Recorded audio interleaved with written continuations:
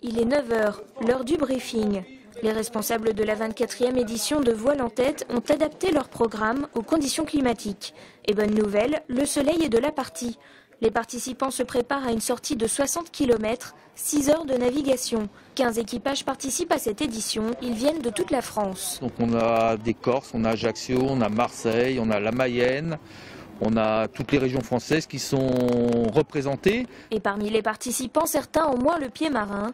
Muriel, par exemple, vient de Seine-Saint-Denis. Elle fait partie d'un équipage entièrement féminin. Là, on est très fiers, on s'est hyper motivés pendant un an qu'on la prépare, cette régate. Donc on voulait absolument qu'elle soit entièrement féminine, jusqu'à la skippeuse, jusqu'à notre petite mascotte. Avec la pratique, les craintes laissent la place à une motivation à toute épreuve. Une super aventure que j'appréhendais, que je n'appréhende plus du tout. Puis là, aujourd'hui, donc on part à plein beau temps, on est hyper motivés. Dans chaque équipage, il y a un skipper, 2 soignants et 4 patients.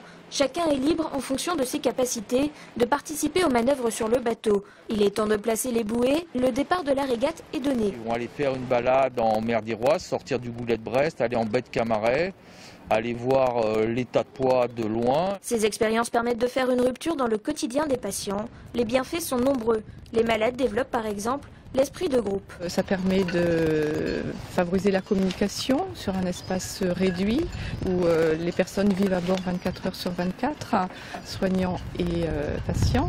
Et parfois, la promiscuité amène quelques petites tensions. Il y a des frictions, de la tension, mais il y a beaucoup de bienveillance, beaucoup de solidarité entre les filles, et ce qui nous permet de tenir jour après jour au quotidien, et vraiment une notion d'équipage qui s'est créée. 17 h, les bateaux rentrent au port.